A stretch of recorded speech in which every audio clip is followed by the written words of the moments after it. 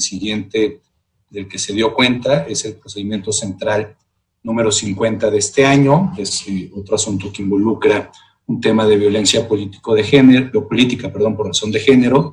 En este caso está relacionado con mujeres trans, concretamente una diputada que es quien inicia la denuncia por dichos de algún compañero suyo en el Congreso. Yo aquí debo decir de manera muy breve que estaré de acuerdo con la consulta, aunque anuncio que emitiré un voto concurrente para adicionar algunas consideraciones que me parece que son relevantes. Concretamente son dos las que quisiera destacar.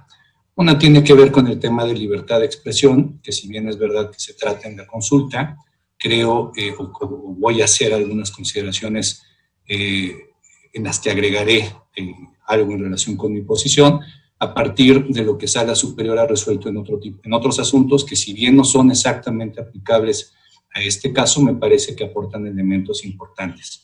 Por ejemplo, me refiero a algún asunto en donde conocimos de una posición de un partido político dentro de su línea, digamos, de trabajo en el Congreso de la Unión, relacionado con el aborto, la posibilidad de las mujeres para abortar. Ahí la Sala Superior hizo algunas consideraciones que me parecen interesantes en relación con los límites a la libertad de expresión que quisiera desarrollar en este voto. El segundo punto que trataré lo quiero abordar pensando en la dificultad que entraña este tipo de asuntos. Normalmente se trata de casos que están en un límite, ¿no? Si me dejan decirlo de una forma coloquial, que están en la rayita, ¿no? Así se dice coloquialmente, para determinar si existe violencia política de género o no. En este caso, me parece que es importante no perder de vista el contexto en el que se desarrollan las expresiones que dan lugar a la denuncia. Primero, las formula un diputado. Segundo, las publicaciones están relacionadas o están generadas, ¿no? De distintas formas. Algunas de ellas me parece que no están vinculadas con el tema de la interacción que pueda existir entre la denunciante y el denunciado, sino con algunas políticas o algunas ideas que se pretende legislar, alguna concreta como es el caso del deporte, ¿no? Y hay otras que sí están referidas de manera muy concreta al movimiento trans y a la participación o a la intervención de personas trans dentro del Congreso. Incluso alguna de ellas tiene que ver con la intención, digamos así, de legislar en relación con la posibilidad de ejercer derechos políticos, o bien alguna otra tiene que ver con la integración del Congreso, que se dice que no es paritaria y coloca a las mujeres trans como parte de un género con el cual no se autoadscriben. Entonces, insisto, aunque en mi opinión hay elementos para considerar que se trata de violencia política de género, no quiero dejar de señalar que en caso de que se considerara, en caso de que se impugnara esta resolución y se considerara que no hay violencia política de género, sí hay violencia de género. Esto lo digo porque me parece importante dejarlo muy puntualizado y porque además sigo lo que ha resuelto la Sala Superior, lo que nos ha ordenado la Sala Superior en distintos asuntos, en los que nos ha dicho que en los casos en donde no haya violencia política, sí debemos determinar si existe la violencia de género para que en todo caso sean las autoridades responsables las que determinen lo conducente. Insisto, aquí hay una serie de mensajes que no necesariamente están todos dirigidos a un colectivo o al colectivo que funciona dentro del Congreso. Se realiza entre dos personas que integran el Congreso de la Unión. Me parece que podría eventualmente llegar a pensarse que no hay, en términos de lo que ha ordenado la Sala Superior, un menoscabo al ejercicio de los derechos político-electorales, ¿no? Creo que pudiera haber elementos que generen alguna duda en relación con la determinación que se está tomando, que insisto, yo voy a acompañar y solo complementaré con esta idea que estoy refiriendo, en el sentido de que hay violencia. Hay violencia en contra de personas que se autoadscriben como mujeres, que además es una violencia interseccional, porque no solo son mujeres, sino son mujeres trans, que en esta calidad entraron como parte de una cuota conocida como cuota arcoíris, ¿no? Reconociendo precisamente la diversidad sexual y la importancia de que formen parte y puedan ejercer su función dentro del Congreso de la Unión, ¿no? Entonces, independientemente de que eventualmente pudiera considerarse que no es violencia política, creo que hay violencia de género y que esto no puede quedar y no debe quedar soslayado o desatendido. Por eso es que adicionaré algunas consideraciones al respecto en el voto que haré, pero insisto, en principio estoy de acuerdo con el sentido que se genera o que se plantea en la consulta. Le preguntaría a la magistrada Villafuerte si ella gusta intervenir en este asunto. Por favor. Salma Luévano Luna, definitivamente, alzar la voz rompe estigmas y les hace libres, sin duda. Me queda claro que hay un derecho de las personas parlamentarias a la inviolabilidad de su trabajo por las opiniones. Así lo dice el artículo 61 constitucional. Creo que en esa parte el tema lo tenemos identificado. Y es parte de la lógica de los derechos de legisladores en nuestra Cámara de Diputaciones y Senadurías. Pero también tenemos un artículo primero constitucional. Y el primero constitucional atraviesa y es aplicable a absolutamente todas las personas. Y el primero constitucional nos dice, queda prohibida toda discriminación motivada por origen étnico, nacional, género, edad, discapacidades, condición social, condición de salud, religión, las opiniones, las preferencias sexuales, estado civil, etcétera, o cualquier otra que atente contra la dignidad humana y tenga por objeto anular o menoscabar los derechos y libertades de las personas. De manera que el derecho que se establece en el artículo 61 no está extraído o se puede mantener al margen o puede inobservar el artículo primero de la Constitución. Y así tenemos el ejercicio jurisdiccional de distintos órganos constitucionales en donde sí hay límites a la inviolabilidad parlamentaria. Y cuando hay límites a la inviolabilidad parlamentaria, como cuando suceden situaciones en publicaciones y por supuesto también en el video de YouTube, que desde mi punto de vista tiene que incluirse como una conducta que violó los derechos de Salma Luévano Luna. La realidad es que tenemos una situación de equilibrios en donde estos equilibrios de los derechos se rompieron por las manifestaciones. Por supuesto que tenemos conocimiento que hay reformas, iniciativas, posiciones ideológicas que llevan a construir leyes que van a favor, en contra o con determinada fundamentación, motivación, ideología, tendencia. Por supuesto, no negamos esa situación, pero no podemos tampoco pasar por alto que hay lo que se llama discurso de odio o transfobia, que eso ya afecta, por supuesto, a Salma y a toda la comunidad trans. Cuando yo veo expresiones como yo creo que esto es muy peligroso, que no podemos ceder a esta embestida de la ideología de género, de la ideología trans, que tenemos que sujetarnos a la ciencia, que solo habla de hombres y mujeres, son hombres biológicos, tratan de hacerse pasar por mujeres biológicas y de usurpar los derechos de las mujeres en el deporte y en la política.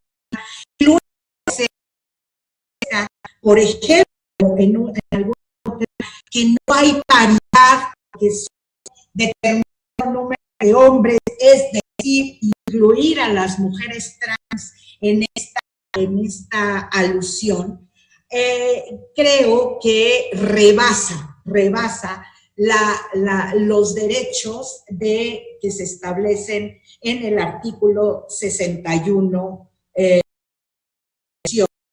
Sobre todo, un poco de lado, y dice que tenemos que considerar, porque tenemos alarmantes datos, estadísticas de la comunidad LGBTIQA+, cuando vemos que la propia Comisión Interamericana de Derechos Humanos dice que la expectativa de vida de las personas transgénero en el país es de 30 años. En México cada 3 días asesina una persona transgénero. El 41% de las y los adolescentes transgénero han intentado suicidarse. El informe 2020 del Observatorio Nacional de Crímenes de Odio contra las Personas LGBTIQIA+,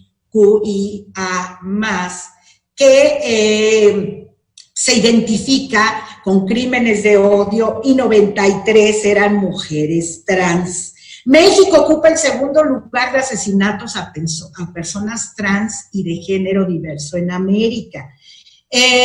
Las personas trabajadoras transgénero sufren más formas de discriminación.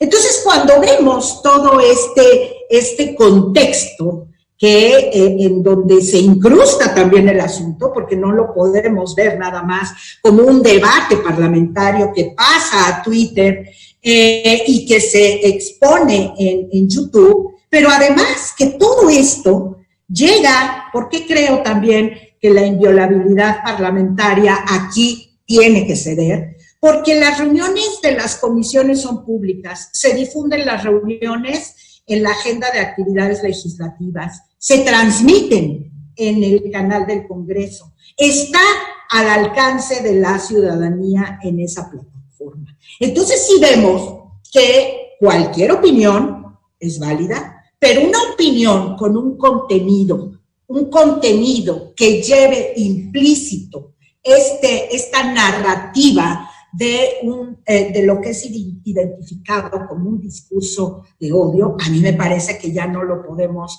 proteger en una inviolabilidad parlamentaria.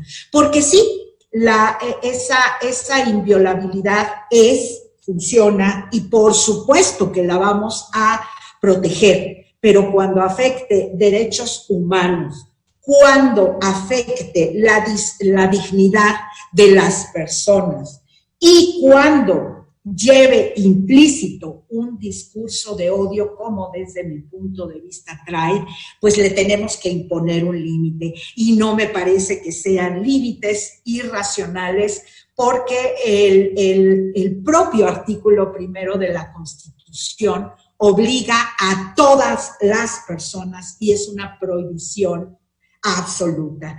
De manera que creo, Salma, que el que tú levantaras la voz nos pone de nuevo ante la posibilidad de establecer criterios y de establecer compromisos, obligaciones, que al menos desde esta trinchera es darles certeza y reconocer, poner en el escenario la violencia que viviste, para mí, violencia política, por ser mujer trans y que por supuesto afectó tu derecho político a ejercer ese cargo en plena libertad, sin actos de discriminación. Así es que estoy de acuerdo con la propuesta pero desde mi punto de vista tenemos que ir más allá. No solo por supuesto, las 11 publicaciones, en esta, vuelvo a lo mismo, identificación, concatenación, agrupación de todos los tweets para verlos de manera contextual y, por supuesto, también el video de YouTube. A partir de ello, yo formularía un voto en donde agregaría los razonamientos que me llevan a establecer la violación contra ti, Sandra. Qué bueno que levantaste la voz. Y en cuanto a las medidas cautelares, este es un tema de trámite, la decisión. A mí me parece que está perfectamente para resolver el tema de las medidas cautelares y por las razones que explico, para mí se tiene que comunicar la sentencia al Instituto Nacional de las Mujeres y al Consejo Nacional para Prevenir la Discriminación. Esos serían mis comentarios del punto. Y de nuevo, te atreviste a levantar la voz y, por supuesto, representar a tu comunidad en el Congreso, pero a través de tu representación en el Congreso alzas la voz también por toda la comunidad LGBTIQA+.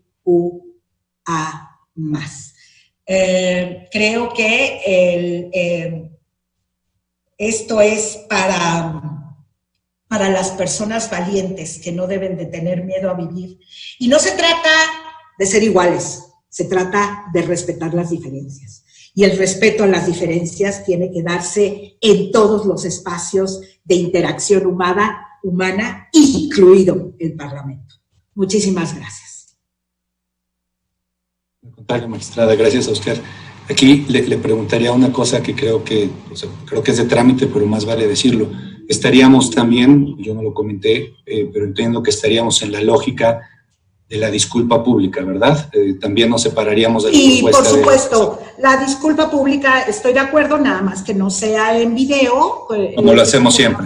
Exacto, sí. Y reitero, para mí la disculpa pública, es necesaria la disculpa pública y quizás sí sea importante reiterarlo en este asunto, como es la lógica de mi posición en los temas de violencia política, que tiene que ser en un formato preestablecido, porque veo en los asuntos de violencia política que no hay ni asomo de entender o caminar hacia entender lo que significa la violencia política contra las mujeres, por supuesto contra las mujeres trans, y como ya hemos tenido otros asuntos. Así es que a mí me parece que sí, tenemos que conducirla, porque si no hay una disculpa pública en un formato preestablecido, se puede correr el riesgo, y que sucede en infinidad de ocasiones, no solamente en las disculpas, en este escenario, de revictimizar. Así es que es por eso que insisto que tiene que ser en un formato preestablecido, sin necesidad que sea en video. Muchas gracias, presidente. No, al contrario, gracias a usted. Magistrado ponente, por favor. Adelante. Muchas gracias, presidente. Magistrado Villafuerte. Nuevamente reitero el agradecimiento por el acompañamiento de este proyecto que pongo a consideración del Pleno, donde finalmente se trata de un asunto en el que se denuncia violencia política en razón de género.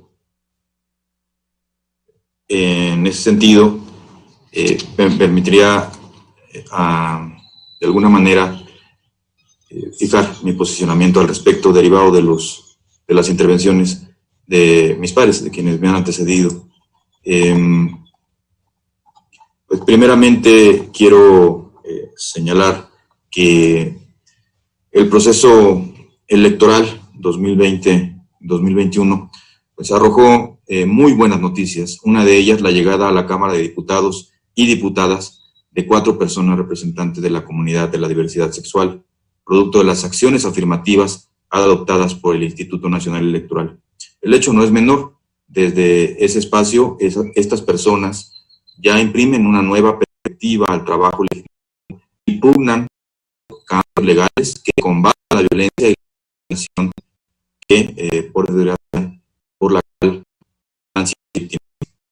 Es justo una diputada Salma Luébano, y en este caso digo su nombre porque expresamente pidió que no se repita como ha sucedido en otros asuntos, quien denuncia al diputado Gabriel Cuadri por la publicación de diversos mensajes difundidos a través de su cuenta, presuntamente constitutivos de violencia política de género.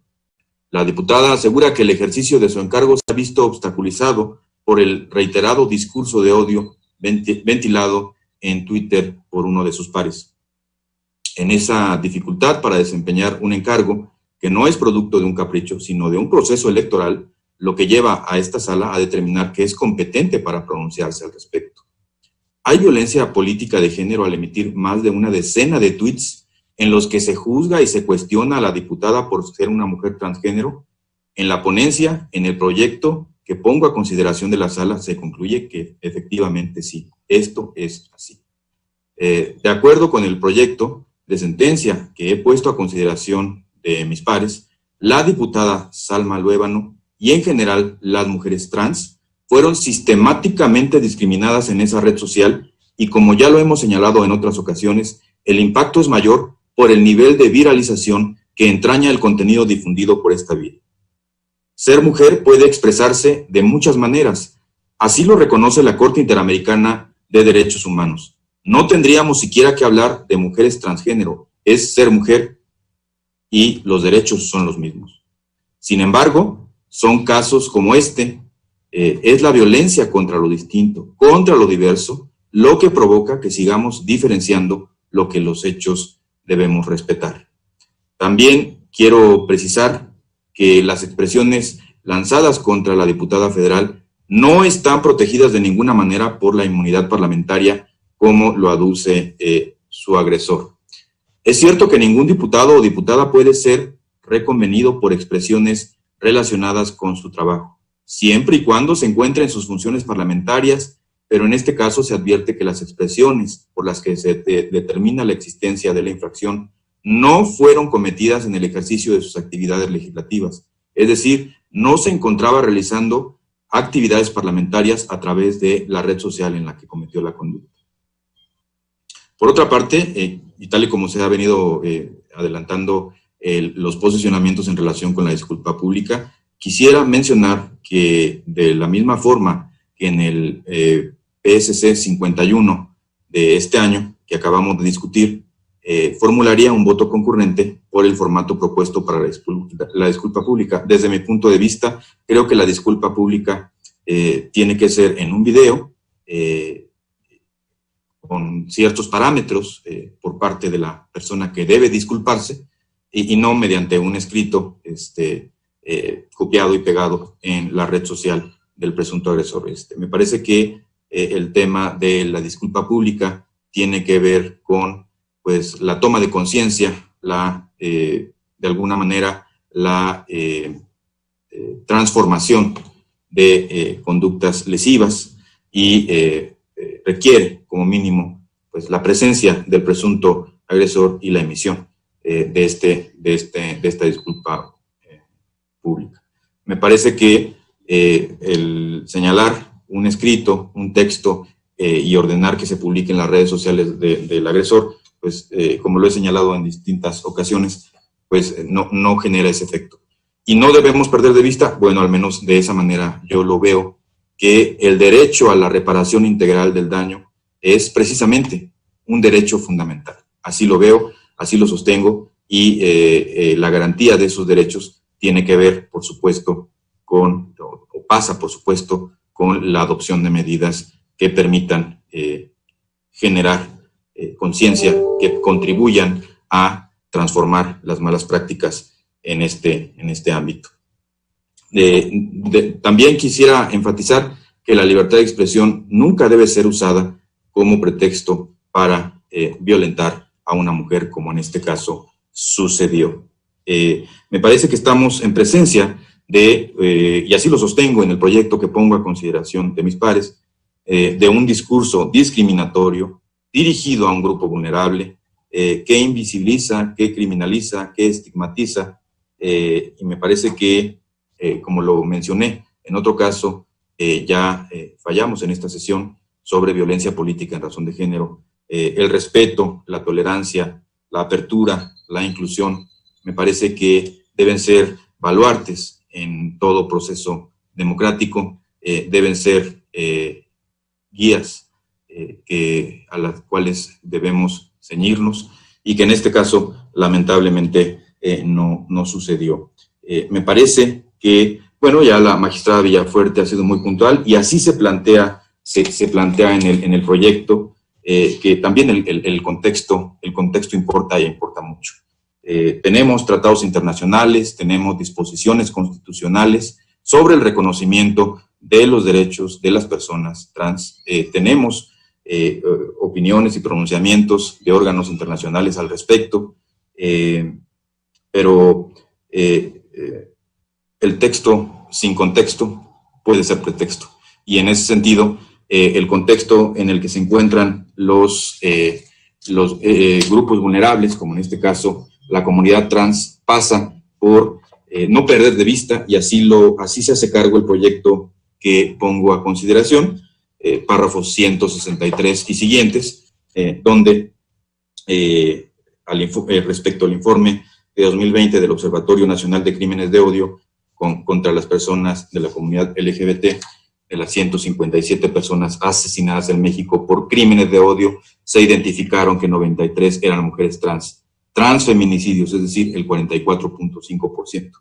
El proyecto también señala, ya lo mencionó la magistrada Villafuerte, que por otra parte los resultados de un estudio presentado en 2013 por la Organización Internacional del Trabajo, las personas trabajadoras transgénero sufren de las formas más graves de discriminación, tales como la imposibilidad de obtener documentos de identidad que reflejan su nuevo nombre y sexo, la reticencia de las personas empleadas de aceptar su identidad de género, mayor vulnerabilidad e intimidación por parte de sus colegas, entre otros. La Comisión Interamericana de Derechos Humanos también se ha pronunciado al respecto y ha indicado que el promedio de la expectativa de vida de mujeres trans en América Latina es de 35 años o menos. Igualmente, si bien parece que todos los hombres homosexuales de todas las edades son objeto de violencia, en el caso de las mujeres trans son mayormente las jóvenes quienes son víctimas de esta violencia.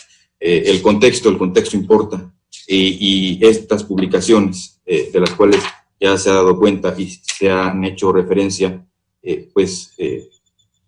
no contribuyen en nada, al contrario, generan o incentivan un círculo de discriminación, de estigmatización, que desde luego es nocivo para nuestra democracia. Habla de el lobby trans, que busca reducir a las mujeres a una sola especie. Habla del transfascismo, que saca las garras en la Cámara de Diputados. Habla de que el transfascismo de un partido político, en este específico de Morena, y la ideología trans toman la Cámara de Diputados, ¿no?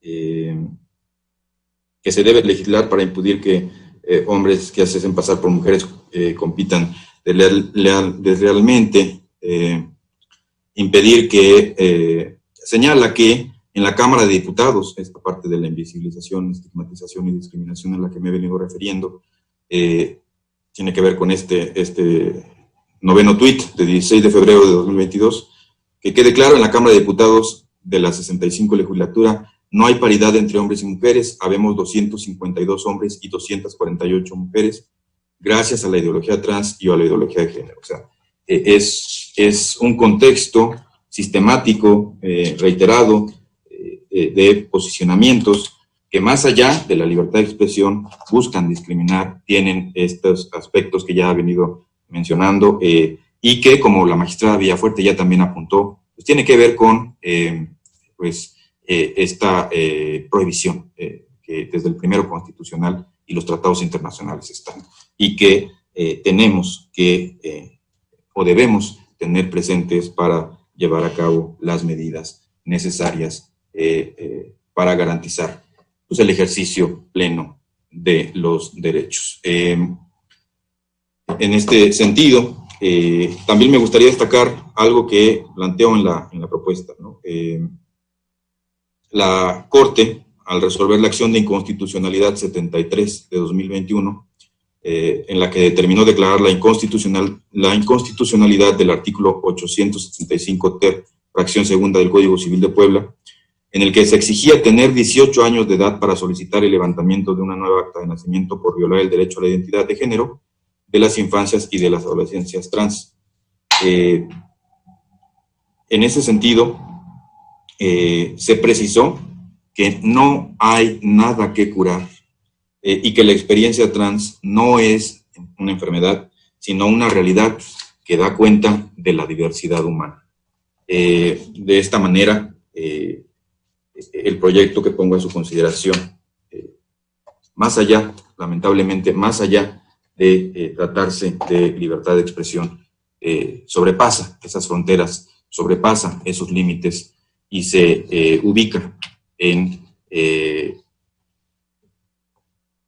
un discurso que afecta, que discrimina, que lesiona a grupos en situación de vulnerabilidad, en este caso, la comunidad trans. Me parece que este tipo de decisiones buscan hacer eco de que estas circunstancias no deben pasarse por alto y que se deben adoptar medidas que contribuyan a la conciencia, a una mejor convivencia, hagan un llamado a la tolerancia, a la sensatez, a la inclusión, al respeto. Que ya lo decía la magistrada Villafuerte, al respeto a las diferencias, por supuesto. Es algo que el garantismo enarbola, es algo que, por ejemplo, juristas como Luigi Ferrajoli han venido sosteniendo sobre el respeto a las diferencias y la valoración jurídica y homologación de las diferencias. Me parece que sentar un criterio de esta naturaleza permite de alguna manera enviar un mensaje desde la sala especializada de que este tipo de conductas no pueden tolerarse en ningún nivel, y mucho menos tratándose de este tipo de situaciones. Me parece que debemos hacer eco también, como lo dije, de lo que la Corte ya sostuvo y de lo que el ministro presidente de la Corte ya ha señalado en diversas ocasiones. Todos los derechos para todas las personas y el Poder Judicial de la Federación, en este caso el Tribunal Electoral, a través de esta sala especializada, tiene que abocarse de manera muy seria para ello, y es precisamente de lo que nos estamos haciendo cargo. Me parece que hasta que la dignidad se haga costumbre, tendremos que seguir llevando a cabo el análisis de asuntos como de esta naturaleza, que desde luego no son deseables, no se esperan, y es a donde debemos transitar, hacia un mejor horizonte en el que la convivencia humana sea pacífica, respetuosa y armónica. De mi parte sería todo. Reitero el agradecimiento al acompañamiento de este proyecto que planteo a ustedes, mis pares, a quienes les debo todo el respeto, la consideración, el reconocimiento por el trabajo realizado y también a sus ponencias, por supuesto. Muchísimas gracias. Al contrario, magistrado, muchas gracias a usted. Si no hubiera intervenciones adicionales en este asunto, que me parece que no hay. Muy bien, muchas gracias. Entonces, votamos los asuntos que estaban en esta cuenta. Le pediría al señor secretario que nos ayude, por favor, a tomar la votación. Con gusto, magistrado presidente. Magistrado Luis Espíndola Morales, ponente en los asuntos de la cuenta. Gracias, secretario. Todos son mis consultas, con la votación diferenciada que en cada caso mencioné en mis intervenciones. Gracias. Gracias, magistrado Espíndola. Magistrada Gabriela Villafuerte Cuello. Gracias, Gustavo. En contra del asunto central 46 del 2022, en donde formularé voto particular en los términos de mis intervenciones, de acuerdo con el resto de los asuntos, solo que formularé votos concurrentes en el asunto central 50 y en el asunto distrital 6. Esa sería mi posición. Gracias, magistrada Villafuerte. Magistrado presidente Rubén Jesús Lara Patrón. Gracias. Yo estoy en contra del procedimiento distrital 6, a favor de todos los demás, pero con votos concurrentes en los centrales 48, 49 y 50. Por favor. Gracias, magistrado presidente. Informo. El procedimiento... Perdón, secretario. Discúlpeme, secretario. El magistrado Espíndola. Perdón. Perdón, presidente, pero creo que también en el 51 ya había un voto contra, ¿verdad? No, nada más que no lo... Sí, tiene usted toda la razón. Gracias. En el 51, pues me quedé con la discusión, perdón, pero no lo formalizamos. Muchas gracias. También estaría en contra del 51. Disculpen. Gracias, maestro Espíndola. La magistrada Villafuerte, por favor. Y yo me quedé también con la inercia de la discusión y por supuesto pues estoy en contra del 51 y creo que a veces obviamos algunas partes, pero claro, estoy en contra del 51 y entiendo que aquí hay un retorno porque hay otra mayoría, etcétera, ¿no? Pero sí lo tenemos que decir para claridad de nuestra votación para la gente que nos escucha. Gracias.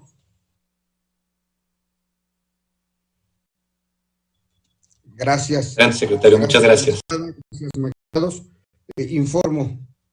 El procedimiento de órgano central 46 de esta anualidad ha sido aprobado por mayoría, con el voto contra la magistrada Gabriela Villafuerte Cuello, quien anuncia la emisión de un voto particular.